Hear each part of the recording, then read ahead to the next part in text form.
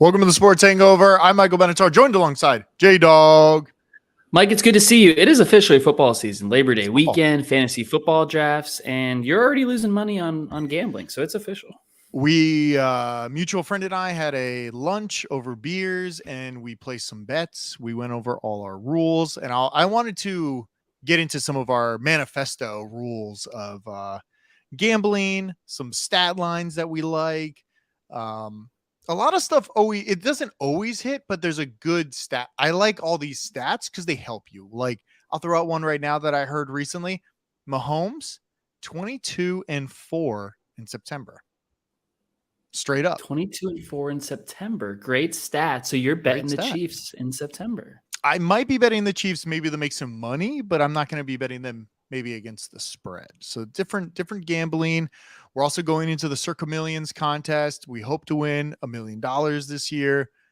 We'll be documenting it. Hopefully next week I'm going to get a sound effect for our gambling. Now, I'm going to play this sound, and if anybody's listening, please let us know if you hear the sound. This is a gambling sound. I hear it. Jeremy does not hear it. I don't know what happened to my soundboard. I have to figure it out. But I think no one can hear it, but only you can hear it. We did get some viewer complaints from Lou, who's retired in Nashville. I think he's 66 years old now, and he's been listening to this show a lot of time. And he said that he can't always hear the sound effects. Well, you might have to. But we do have a great visual. If you're watching us live, we got lower thirds. We're doing chat and chill here at the top. You know, there's a lot of jokes out there. Every podcast in America starts with the guys chatting and chilling before they get to the content, which kind of makes sense. You told us about your lunch, your German beers. It's like a great launch point to get the show started. Setting up the scenery of what's going to be going on. What do you want to do first? Because I'm going to save the manifesto stuff for the end, so you have to stay tuned, listen to the show, and we'll go over it. And also, I have some. And that's proprietary, Mike. That's proprietary info. Normally, this would be behind a paywall somewhere. Sure, require a subscription. You're giving it out on this free podcast, which is big. 5 years of gambling knowledge, all into this little segment here. I actually have some Tom Brady stuff to talk about, but this just came across, Mike, and it's breaking news. Well, listen, I'm not going to hit the button, but there is breaking news. Okay, the New York Post is reporting. This is a legit news service via its notorious Page 6 gossip column that Tom Brady and his wife Giselle have had a series of heated arguments after Brady decided to return to the NFL earlier this year following a 40-day retirement. So that's big news. And by the way, the New York Post is owned by Fox, and Brady is going to work for Fox. So you think there's some good reporting on this? I keep hearing these rumors about them fighting and stuff going on. I feel like it must be true. He also came back. I mean, I know you got the visual. If you want to pull up the visual, he came back looking like a totally different man here. Can you see and we have the image pulled up right here if you're watching us live on YouTube or whatever. But literally, he looks I don't know how to explain it, because 2 weeks before this, his head was kind of shaved a little. Now, are people thinking he got like hair implants? Because maybe he went out of the country, get some hair implants. Which you've been telling me, by the way, let's stop right there. You've been telling me to go get hair implants. By the way, I have a lot of hair myself, so I don't think I really need hair. You're looking good. But I have a lot. Anyway, you don't have Tom Brady hair, but I don't have Tom Brady hair, but he doesn't have Tom Brady hair without the implants either, by the way. Correct. But if this is what happens to your face, if you get hair implants in Mexico like you want me to do, this is one more reason I'm not doing that. Listen, I want to take you on a trip, a nice vacation trip to Mexico. We go get hair implants. It'd be a great time. We hang out. We fly back on the plane. There's like 30 other dudes with their heads all covered because they just got hair transplants. Now, I'm not losing my hair, but I'm always willing to get more hair. Who wouldn't want more hair on their head, right? Yeah, fill in that widow's speak. Clearly, Tom Brady did something. I don't know what he did. I do agree that there might be something going on in his family. Now, hearing all this information, are you willing to take players on his team in fantasy? Are you willing to gamble on them? I know you were talking before the podcast. You unfortunately got stuck drafting Julio Jones in one of the leagues, the one league that I got kicked out of, actually, and you're recapping, what happened there. You kind of quit, but what happened was in an auction draft, did you get to the end of the auction draft and you But your whole strategy leading up to it, and this is just a little draft thing, and keep Tom Sure. Brady up there because we have a list Yeah, of of 5 course. Yeah. things We on haven't Tom hit it Brady all coming yet. up because this ugly mug, we haven't seen him ugly in his whole career. So it's one chance for us to be more attractive than Tom Brady. Let's take it. When you get to the end of an auction draft, you might nominate a player for $1 and hope other people bid on him, and then they spend their money. Then you can get the sleeper you actually want. It turns out you might get stuck with the player that you nominate yourself, and it happened to me. I thought there'd be some Julio Jones love, and there isn't. Now, to answer your question, I'm on the Bucs. I think Mike Evans has a big year. So you're still on. I think Chris Godwin, he's recovering from the ACL. He won't be great in weeks 1 and 2, but by October, he should be a top 15 receiver. Running back, I'm not in on Fournette, so I can't go that far, but I think the pass catchers should do well. Yeah. I worry he's old. Like he said in this press conference, he's 45. He's got a lot of shit going on in his life. He's always now, this is what kind of gets me. Now, I don't know if you noticed, but his t-shirt is a University of Brady t-shirt. This is a custom t-shirt from his own clothing brand. It's like Trump University was a thing, right? He doesn't wear Bucs swag. He wears Brady swag, maybe colored in Bucs colors. Now, clearly he's on the end of his career. I think he's allowed to do this. But he does, if you notice in a lot of press conferences, not a lot of Bucs stuff. So this is making me think like he was possibly out. Now, I heard on a podcast today, I've listened to so many podcasts about sports this week. I'm trying to really get ready for gambling, really digest it as much as I can. It sounded like Miami stacked up and got ready for him, got all these people, got wide receivers, did all this stuff. I feel like Brady in the background, there might be a lot of shit going on. Like this Vegas thing came out, the Miami thing came out. Everybody wants him. It's like he's got mistresses on the side, but they're all football teams. And it must be stressful dealing with all his football mistresses on the side with all this press coming. Like when he was on vacation, was it the same time that what's his name from UFC mentioned Dana White mentioned him to the Las Vegas Raiders? We broke that on the TSH podcast last week. We did. Yeah. So I just feel like a lot of shit is going on. I'm worried to bet on the Bucs this year. It's scaring me a little bit. Interesting. Betting against Brady has never been a good idea just throughout the course of history, like 20 years. I know. But listen, he now is 45. He's wearing the hoodie that says forever. So I feel like that streak should continue forever in this picture. I don't know how much longer. You know what's interesting though? They play Dallas week 1 and you're not a Dallas guy, but you're saying you're not a Brady guy. So is this a stay away game? Can we? Well, I'm definitely in my heart, I'm a Brady guy. I just worry with all this stuff going on. Like I can point to you like 3 other quarterbacks that are doing the same thing. I can point to my old boy, Russell Wilson. He's got way too much shit going on. He's making all this money. He literally can't speak in interviews anymore. He just says, go Broncos, Bronco country. Yeah, he's glitching out. Yeah. I don't know what's happening with Let's ride. Let's ride Bronco country. Let's ride. So glitch in the Russell Wilson matrix there. I just think the guys are like, I don't know what happens in the offseason. They just kind of go blank. So yeah, Brady looks a little beat down here for sure. I hope you're watching live. This is Brady, he just looks much older than ever. He looks a little off. His chin is collapsed, where it's like way too skinny in the chin. Remember, we're an audio podcast. So I'm describing this view. He looks like a deer in headlights. He's wearing a hoodie 3 sizes too big. The lighting's bad. The hair's a little messed up. Like there's nothing good about this picture. So anyway, Mike, based on this picture. Okay. I have 5 additional theories of where Tom Brady was based on the new information that we're looking at. Okay, so more than you had last week, where he was like hibernating for 2 weeks. Like what happened to Brady? Where was he? Let's go down the list. Number 5.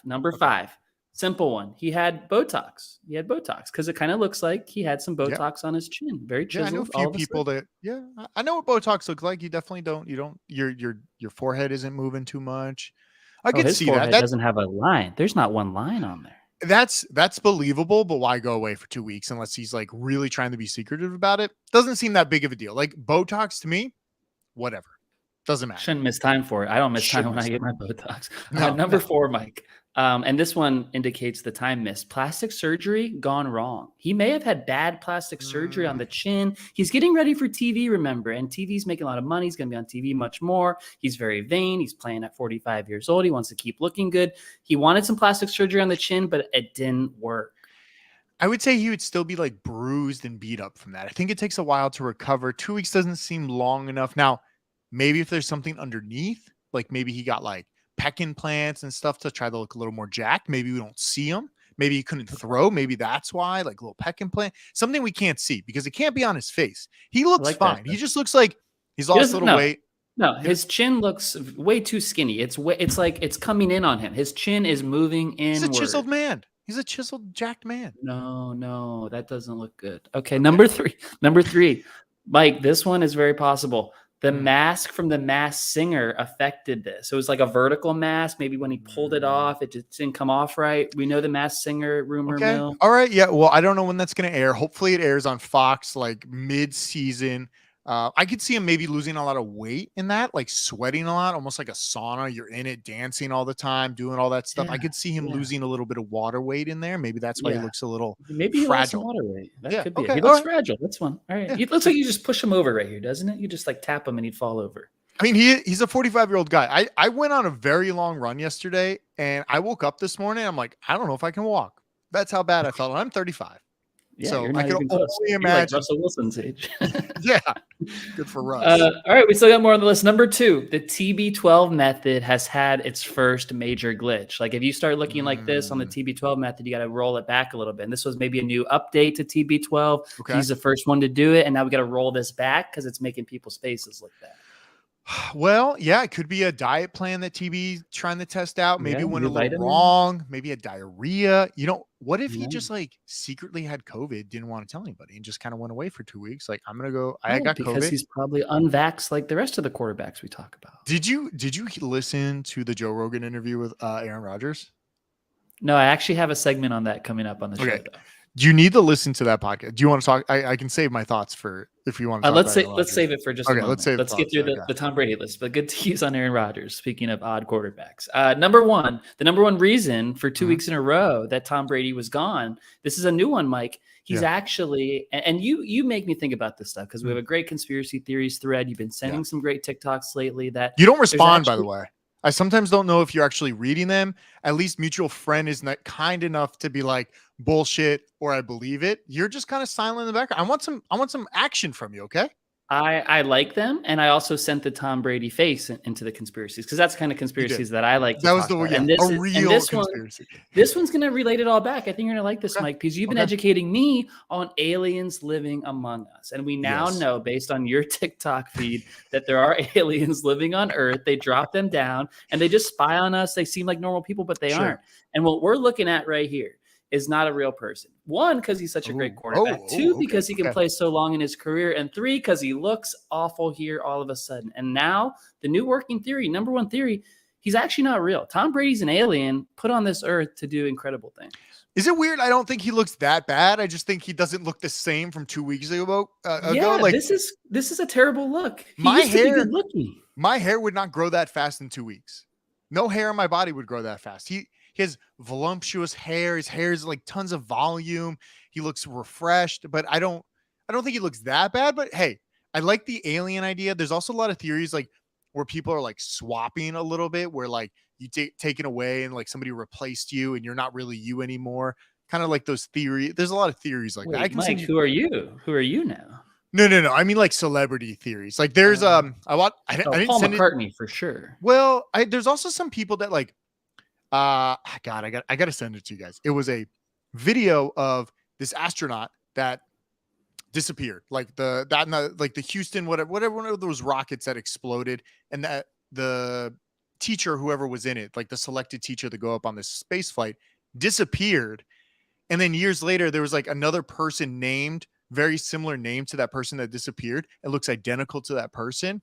It's like if Jeremy Garrison went disappearing and then all of a sudden John Garrison appeared, and John seems very eerily similar in the same age Jeremy would be, but looks identical. It's almost like these people faked their death and came back, and then here we are. But who knows?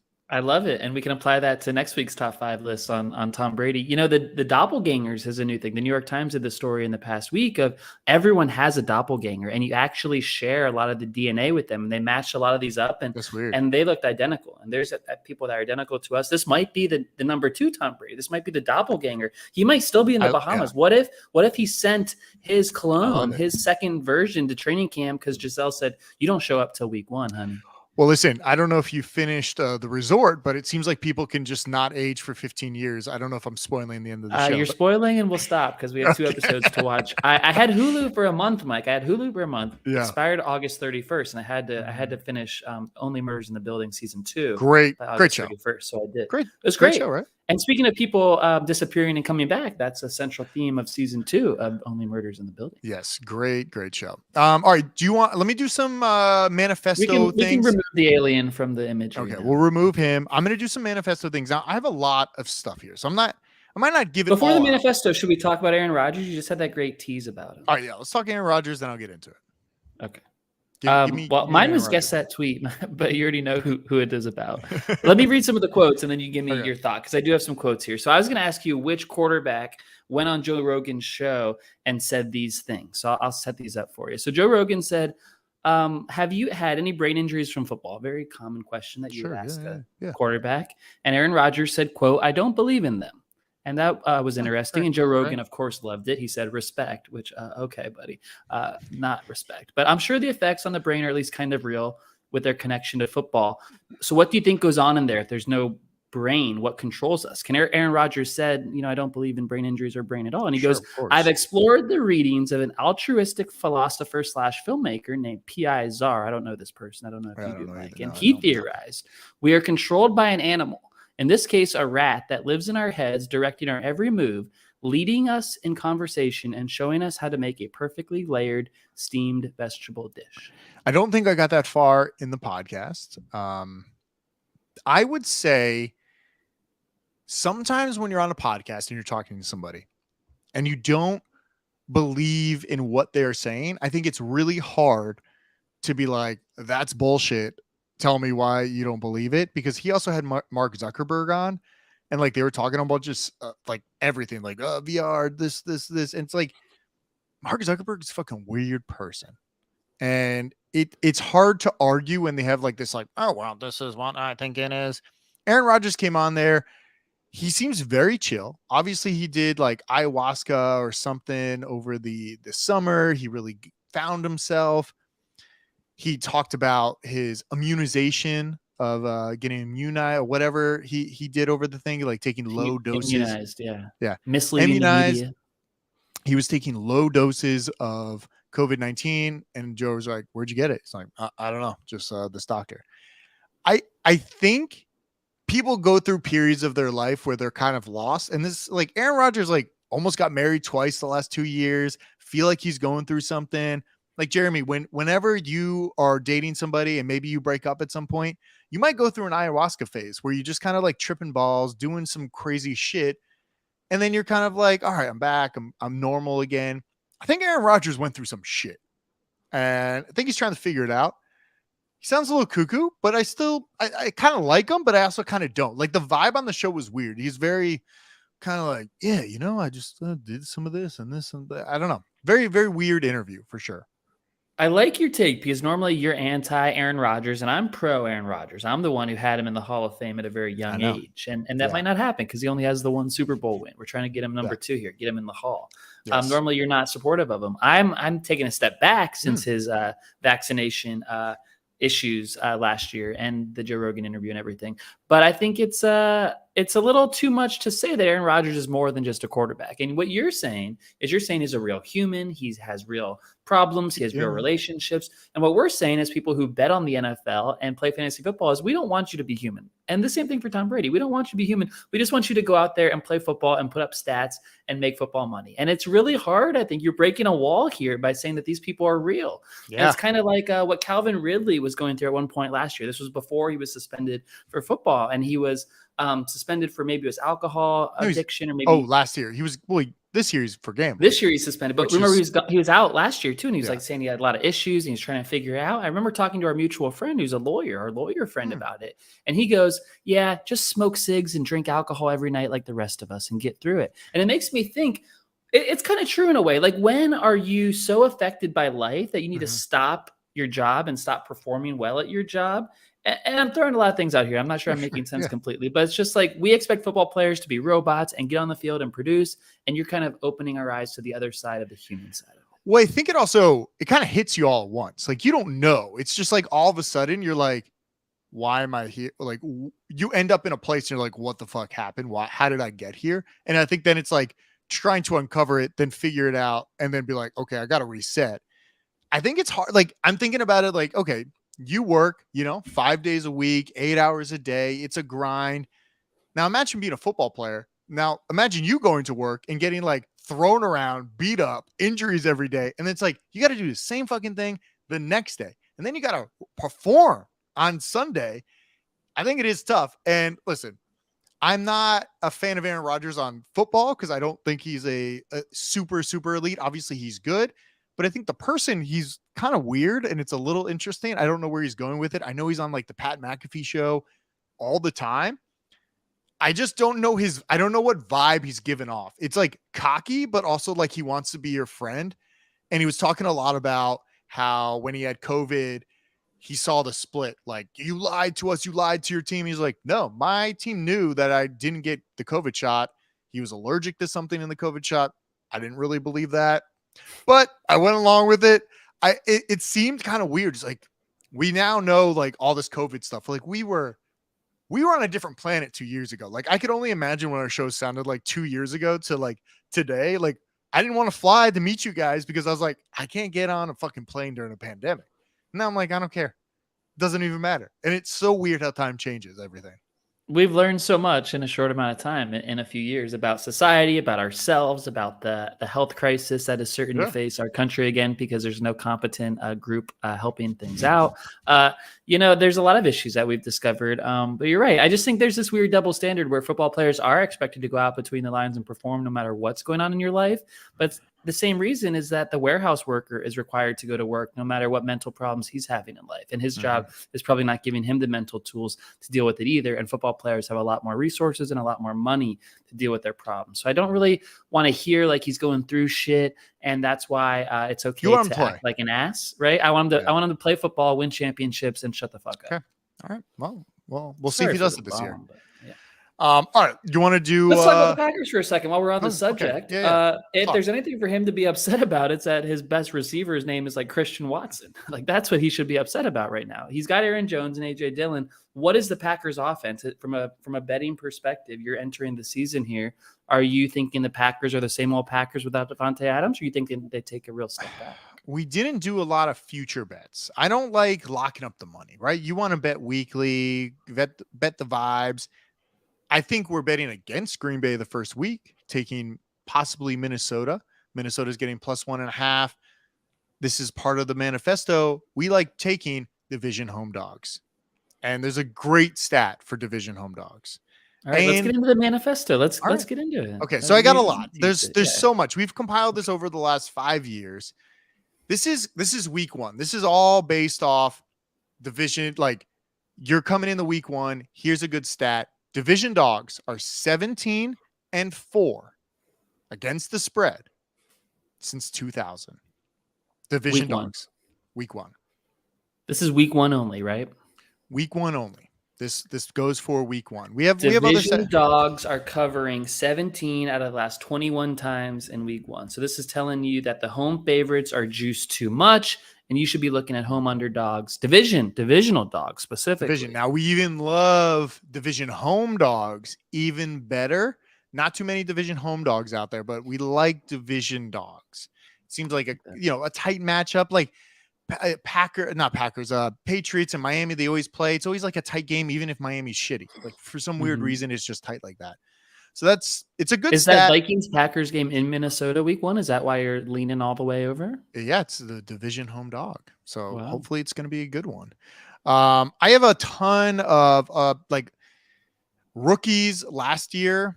I think, was it rookie QBs? Hold on. Some of these, our mutual friend rewrote some of these. So I'm trying to adjust to what they are. You guys aren't grammar guys. Well, yeah, we aren't. So there's a lot of new coaches. We don't like new coaches, but one blind one we always bet with Bill week one.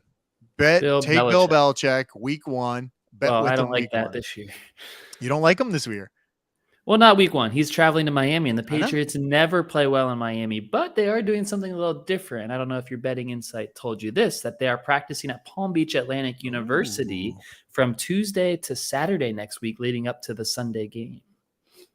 I like that. Getting used to that heat a little bit. The Heat, exactly. Because the Dolphins, that's another stat. I don't know if it's in your manifesto. I know Yeah, I'm going I'll off write it topic a little down. bit. Give The me. Dolphins are great in September because teams aren't ready for the South Florida Heat in September. And you can probably look up the Bucks and Dolphins records for home games in September and gain an edge right off the bat there. Let me do. So we have team specific ones. We have player specific Let's hear stats. it. Just run Okay. through it for me. These are blowouts and large totals. Teams who did not cover more than 28 points, blown out basically. If they are blown out the next week, they're 63% against the spread. So you undervalue them after a bad performance. You which undervalue makes sense. them. The public does, yeah. A lot of these things I like because you can, not that you want to default and blindly bet it, but it does help you guide yourself in a way of like, oh, this team blown out. Like, all right, we're going to go with this. It's going to kind of help you pick some key matchups that you want to go play. Does that make any sense? Yeah. Okay. Are you gonna tell us? Does the manifesto, is it affecting week one picks yet, or is today the manifesto and next week you'll reveal where you're at for week one? I have picks for week one. If you want to go over the picks, I have a ton of stuff. Whatever you want to go over, I can go over. I have Thanksgiving. Maybe as you're going through the manifesto, give us some week one nuggets that they might apply to if you can link it them up. So week one, we're going for division dogs. So love Atlanta at home, getting 5.5 points, playing the Saints. They're there. Obviously, it's a whole new regime on both teams, new coaches. That's also one that we like. New coaches playing their first game of the season. The percentage. Let me say. I gotta get it. It's like, wait a second. The Saints have a new coach. Yes. Peyton left. The Falcons don't, right? Arthur Correct. Smith was there. He was there last year. It's so we're taking the home dog. So Yeah. Atlanta is the dog at home, getting 5.5 points at home. Yeah. Divisional game, even better. Division home dog. Yes. Oh, and blindly bet it. The Saints have a new head coach. It's like the ultimate game you want to bet. Check. So if this doesn't hit, we have to adjust the manifesto. Now, they obviously all don't hit, but this is a great way and direction to go in because these are not teams that you want to bet on. This is not like, damn, can't wait for, like Buffalo Rams. That's a game you want to go watch and actually, but this is not a game people are going to tune in on the Fox Sunday afternoon game to be like, what's going on with those Saints and Falcons? They might be on red zone like 3 times. They might not even show it much. That's a great point because I was just thinking about that bet in principle. And it's like, okay, the manifesto leads you to that. And then it comes time to pull the trigger on the bet. And then you're betting on the Falcons offense to outscore the Saints offense. And then you're thinking about who the hell, Marcus Mariota, Cordarrelle Patterson, Kyle Pitts. That might not be enough to actually win a football game at this point. So we don't know. I know. That's the thing, though. I feel like the best bets we make are the ones where we're a little nervous. You want to be a little nervous because if you're really into it, sometimes it's like, okay, it's too good to be true. Easy. When everybody's on, it's like, obviously bet against the Jets week 1. But is that really where we want to go? Like maybe. And that's betting for novice people too, is the idea that they you should not be betting what the favorites, what the public is on. You should actually zigzag off what the public is on. So I got 2 more. We kind of lined up a few, but this one's more personal to me. These are all stats by me. This is my information. I wrote down these notes. I'm taking Seattle. They're playing at home. It's a Monday night game. It's going to be an emotional game for Russ coming back to Seattle for the first time. Pete Carroll has coached him his whole career. There is no goddamn way that they cannot game plan against Russ the first game of the season. All they have is the next 2 weeks, the prep for this Monday night game. Now, there's 2 things that are the downfall here. One, Russ is like 63% winning in primetime games. But the thing that helps in this one is there's a new head coach in Denver. New head coach, new system. They're coming in. It's going to be a whole new thing, new quarterback. I'm going with Pete Carroll's been in Seattle. Geno Smith has been there the last God knows how long. I don't know. He might have been there for 10 years, if all we know. I don't think and so. They still have DK. They still got Penn. They got all these running backs. They got a squad. We know Geno is a competent enough guy to throw the ball at least 10 yards. They can chip away at it. It's 6.5. The Seattle's getting 6.5 points at home Monday night. It's a scary game because Russ could also come in there and want to destroy them. I love all your points, including it's a night game, and Seattle is a lit stadium at all times of day, especially at night, the most at night. That's who broke the sound barrier when Marshawn Lynch was rumbling down the field at one point in a playoff game.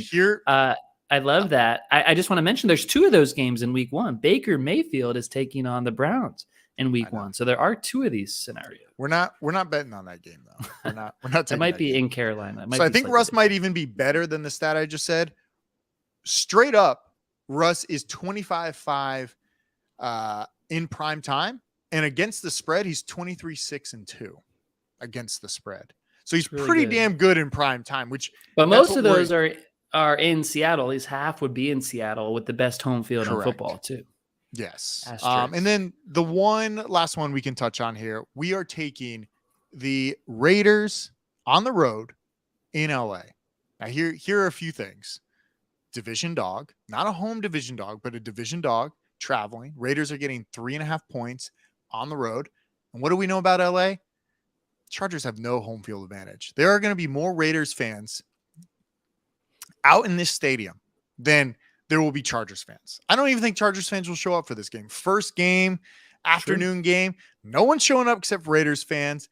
I'm taking the Raiders. Now, the one downfall again, new head coach at the Raiders. But I thought it was, at first I'm like, oh, it's just, whatever.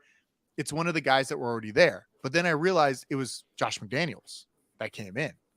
So I feel like the offense might be a little better. Maybe it might be a learning curve, but that's the only thing that scares me a little bit. But I like the division dog. Division dog bet blindly, you can hit 63%. So I don't know if I want to blindly bet all these teams, but that's where we're leaning right now, is just blindly betting our rules. I mean, 63% is a lot. And if you ever had a football season winning 63% of your bets, you're rich and you should do that. And so if the data is telling you 63%, you should probably do all those bets. I know. There's always real world data to combine into it. And that's what's hard, because the last time the Chargers and Raiders played, the Chargers coach called a timeout in a weird spot. The Raiders were able to kick the game-winning field goal, advance to the playoffs instead of the Chargers. The Chargers have a major axe to grind. The Chargers head coach did an interview with Peter King recently where he said he was having so many sleepless nights he had to start doing therapy after that game. And they fixed these holes on defense all about that game because they couldn't stop the run. Like, the Chargers have been game planning for the Raiders since that day in January. So it's just like, how do you blend this real world data into the manifesto, the stats, the numbers, which are so blind? They're literally just numbers. Vegas got good as well, right? They didn't get worse. Like, all these teams have gotten better. And that's the problem with the AFC, right? It's like the AFC is pretty tough this year. There's a quote I saw recently, like, machine learning is changing everything around us, but we have to be able to see the shortcomings in machine learning too. And I'm just looking for the shortcomings in your manifesto because real world matters. All right. So I have a few team specific and a few more player specific. Let me just run through them real quick. I already told you this one. Mahomes 22-4 in September. We fade Kyler Murray when the new Call of Duty comes out. That's a new one that we added this year. When is that coming out? The new multiplayer comes out September 22nd, and then we have a new version of the game coming out in November. So we'll probably fade around those 2 weeks of post-release, which I think will be a good one. We also have team specific. Jets have never beaten the Eagles. They are 11-0 against the Eagles. 0-11. I mean 0-11. Sorry. Yes. That's a weird one. They're just so close together. We know the Jets is a bad team, but they haven't been bad for like the whole history of the NFL. Jets also have the hardest schedule this year, so they have a tough schedule. Can I say something about the Eagles while we're on that subject? Go for it. People are slurping the Eagles D, and I'm not here for it. I am not here for it, Mike. You're not. Jalen Hurts, let me tell you, Jalen Hurts, one of the most inaccurate starting quarterbacks in the NFL. So do you think now just because he has A.J. Brown 6'6", he's just going to make the catch radius so big that Jalen will never miss him? No, Jalen Hurts is great in fantasy, to your point. He's bad in real life. It is. The Eagles offense should continue to sputter. Miles Sanders has shown us nothing his entire career. A.J. Brown is injured a lot. He's not always consistent. And I don't know that the Eagles don't have anyone on defense you can name. Their offense is led by Jalen Hurts. I don't see it. I just don't see it. I know. It's tough. It's I feel like every podcast I listen to, Warren Sharp was just like had a hard on for Philly. It's like I put them on overs this, winning division this, doing all this. I don't see it, but I could see it. I mean, the NFC's so weak, right? Like I could see him beating the Cowboys and the Giants, right? But here's my thing. People are so down on Dallas. You look at the Dallas roster, it's so much better than Philly. I know they have coaching problems. I know they have legacy problems with Jerry Jones. Their roster is legitimately better than Philly's. Well, you don't want to know this then, but we just put a unit on first coach fired. We put Mike McCarthy at 6-1. That is some high odds because they're not going to be a bad team. So they're probably not going to make an in-season change. But if they lose the first few games, like, okay, what the first Tough game schedule? They play Tampa week 1. Play Tampa. That could be a loss right there, right? Sure. Week 2, let me see where they got on week 2. Where's Dallas? Dallas is at home playing the Bengals. That could be another loss. If they lose if they lose 3 weeks in a row. Keep it going. Who's in week 3? When do they play the Giants? Because that's when they're breaking their streak. They're playing the Giants week 3. Okay, so they're 1-2. So now they need to lose a few more to fire McCarthy. Yeah, I like the bet. I just think, it's an overhyped team, but I think they're a good team. And if they do struggle, I think McCarthy's a reason. And they have that offensive coordinator, Kellen Moore. Maybe that's part of your thinking too, that McCarthy really likes him. Few more team specific real quick. Colts have not won in Jacksonville in 7 years. Also, if you tie this in together with Colts, if the first road game for the Colts is on an outdoor field, they lose the game. And we hit that one year when we played Jacksonville. Colts were playing Jacksonville last year, I think 2 years ago, and we hit it, and it was like magical. Like, I couldn't believe it actually worked. Yeah, Denver in November and December, 40% against the spread. They lose more. No, they're 40%. Well, yeah, but it's still pretty high. Like, if we want to say like the 40% isn't bad, so you could pick and choose some of the games. But it seems like the 40% is bad because that means that they lose. They lose against the spread 60% of the time. Yeah, but I feel like it's not the worst. To me, it's like, okay, 40%, you can pick and choose a few of the games. So if out of 40%, you're still almost. We're not at 50, but you're going to say you're going to win a game and a half at home. So you got to pick those games. I don't know. I just like having some of these stats that have some theories to go on. Minnesota on the road against a winning record, 0-14 outdoors. You're finding a trend here that's not surprising. Indy and Minnesota struggling outdoors on the road. They are not prepared for elements, are not prepared for heat because they're training indoors and playing indoors. I know. I could keep going on. We got a lot of stuff there. Maybe I'll put it up on the website as our manifesto, but we have tons. You were just talking about the Broncos late in the season. I was doing some work on the Chiefs offense, and I'm just not seeing it. And I think what work are you doing? First of all, what work are you doing? What are you doing? Just sitting down like, here's a 53-man roster. Let me see what's going on. Of course, that's what you do before the biggest fantasy draft of your life. That's 2 days away. That's literally what we do, Mike. Literally have never looked at a 53-man roster. Well, the Broncos have a good roster. And the Chiefs, I think, are really going to struggle on offense. And I think Mahomes is amazing. Do you know how old Travis Kelce is? 32. He's just 32. That's kind of old for NFL players. But for a guy running routes and needing to get open, that's kind of old. He's never really been that injured, though. Right. He's never had major injuries. He's due. Because in the league that I got kicked out of, in our Hollywood league, I had him for probably 3-4 years. And he's always been the best player. Their best receiver is Juju Smith-Schuster, who I understand is slow. They have another receiver, Sky Moore, who they drafted in the second round, who is not coming on very fast. They have McCole Hardman. Like, who is going to catch the Mahomes passes? And then you wonder who, and then you think they're going to run the ball. Okay, maybe they're going to run the ball. With who? Clyde Edwards-Helaire is on the way out already as a first-round pick. Pacheco is the hot guy. He was like a late pick. We don't know much about him. Ronald Jones made the team. Jerick McKinnon might be in the mix. Who on that team? It's like all Mahomes, and it's like, who's going to contribute? Who's going to score points? They're not going to win that division. The Raiders are better with McDaniels. I gave you the Patriots comps last week. The Broncos are better with Russell Wilson, and the Chargers are elite at this point with maybe the best quarterback next to Mahomes in the NFL. So I'm going to disagree with Denver. I still think Denver is not going to be that much better this year because Russell's not the same Russ, and we've seen him the last few years. I don't believe the same Russ. He has to be better than any quarterback who's played for the Broncos in the last 8 years since Peyton Manning was there. And it's just, is it weird that all these quarterbacks go there to retire? Basically, it's like, let me go to Denver to play my last few years and try to win. It's a good quality of life, but you do breathe heavier, so it could go either way. Yeah, it's tough. Who wins that division? Who wins the division? Yeah. I mean, I think the Raiders have a chance because everybody's talking shit about the Raiders. I think Josh McDaniels, smart guy, coming in, new head coach, could really like flip it around, change Derek Carr's like perception on playing the game. Devontae's there now. Now, the Chargers, I think, are also in the mix.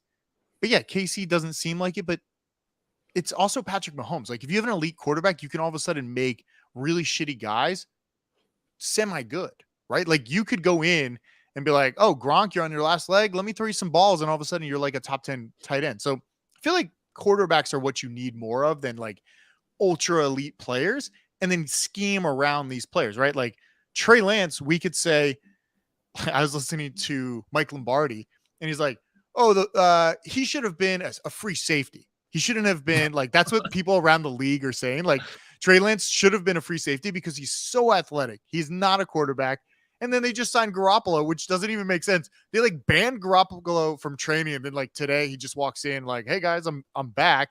They wouldn't let him sit in the play calling meetings. He wasn't I know. allowed to learn the playbook because they thought they're going to trade him to the Seahawks or some rival, and now It's he's crazy. back on the team. It is And crazy. then what made sense to me, what Lombardi was saying, it was like, oh, Garoppolo is in the best position. The agent did it perfectly. Why go to Seattle, right? Well, Seattle has a bad offensive line. You're going to get tackled.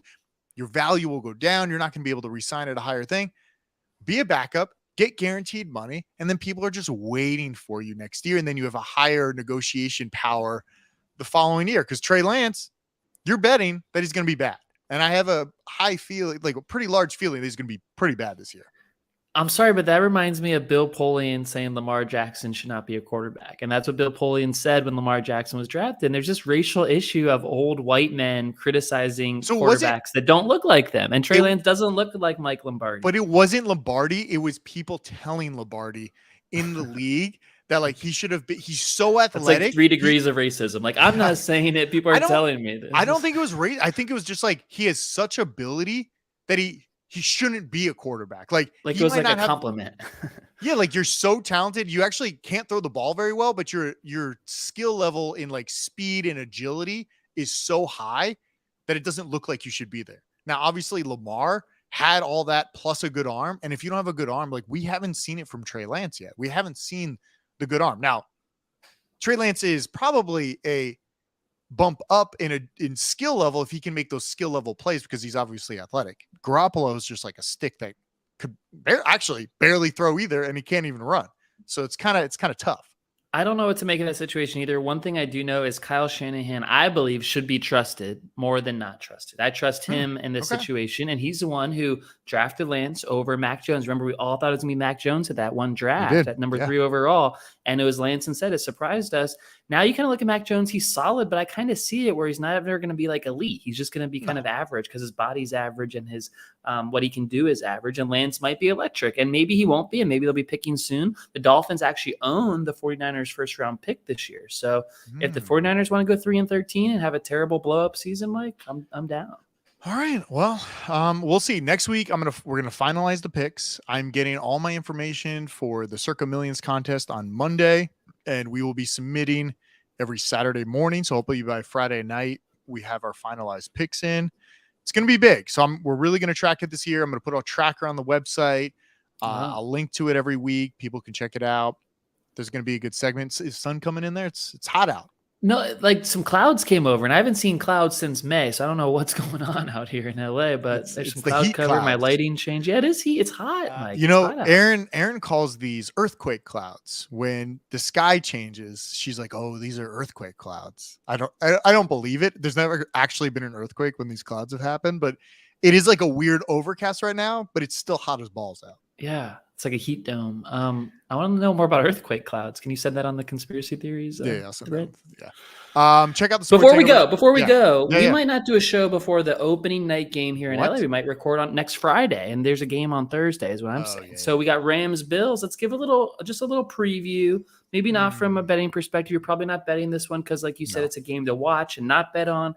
I'm taking the over in yards, the over in points, the over everywhere I can. I'm thinking back to last year's week one Thursday night game. It was Bucks Cowboys, and Dak and Brady went on a crazy show. It was like 45-42. Week 1 doesn't have a lot of defense, so I'm taking over for this game. And I think the Bills come to LA and beat the Rams, and the Rams have a little slow September coming off of the Super Bowl hangover and Matthew Stafford's potential arm injury. Well, I keep hearing about, was it their offensive lineman or their defensive tackle that got injured? He like tore his ACL or something. Was it offensive line? I think it was offensive lineman, right? The Cowboys lost a tackle, not the Rams or Bills. Yeah, no. Oh, sorry. Yeah, Cowboys. Sorry.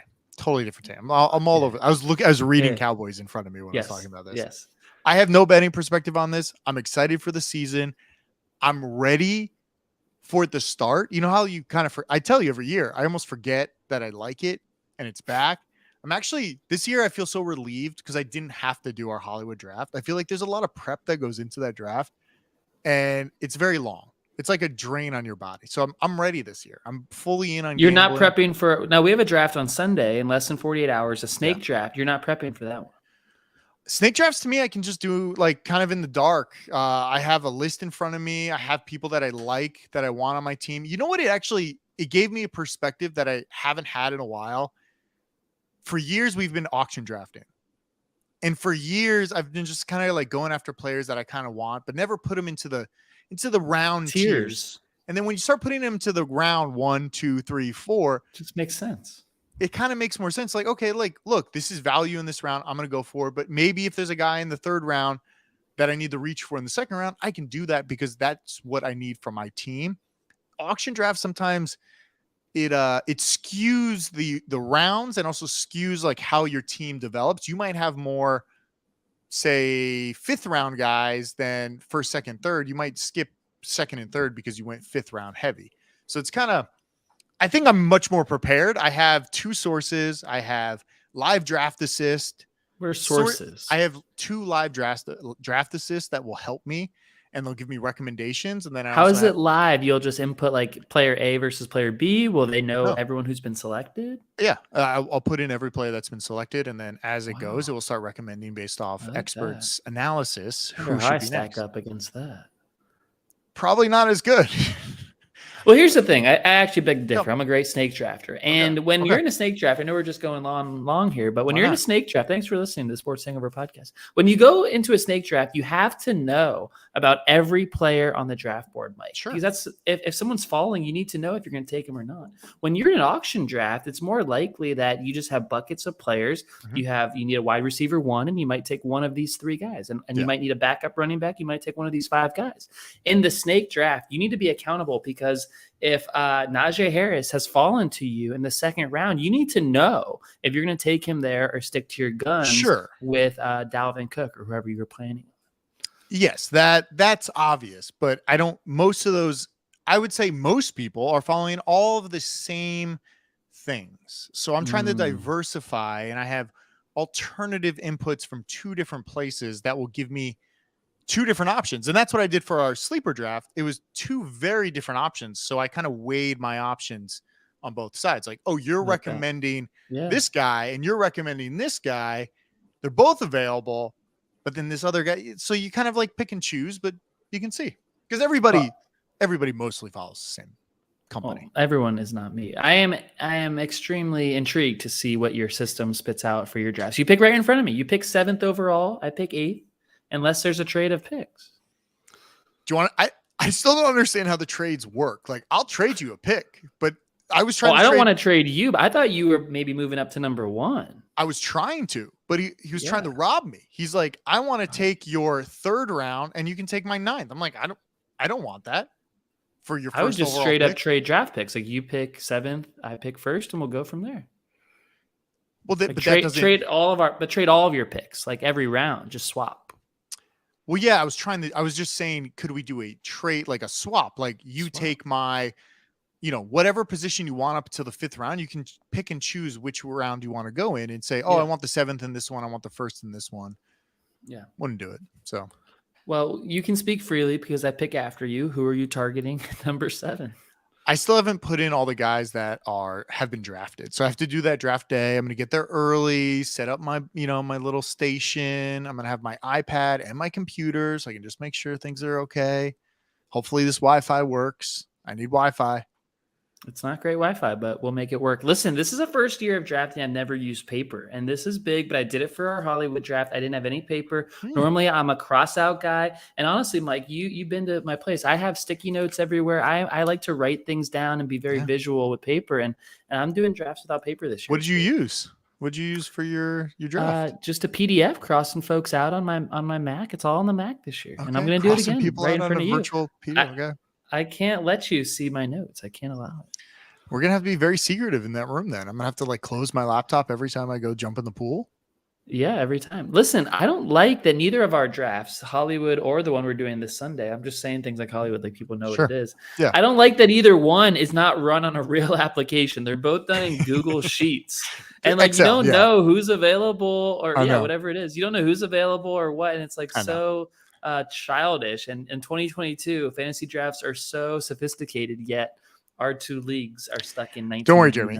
Next year, the Sports Hangover will solve all those issues. I'm going to come up with the greatest fantasy football league ever, I think. You've teased that in a few recent weeks. And by the way, it sucks that we lost Sleeper app. Thanks to them for sponsoring our one show last week. Apparently, they didn't like some of the reads. They didn't come back again. So we are available. Baha Mar, football season is our best rating. Summer's almost over. There must be sponsor us. Must be a high season for Baha Mar in like the winter time, right? Like go I think out there. It is definitely high season.